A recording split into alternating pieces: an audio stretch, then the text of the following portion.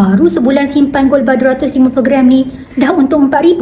Bulan lepas harganya sekitar RM111,000.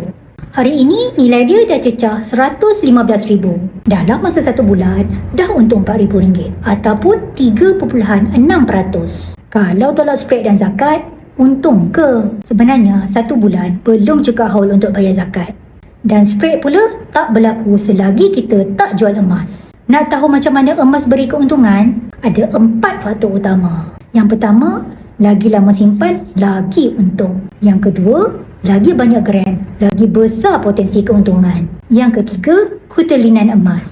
Ketulinan 999 lebih baik berbanding 916. Yang keempat, saiz besar lebih jimat. Sebab spread lebih rendah, harga per gram lebih murah, premium pun rendah.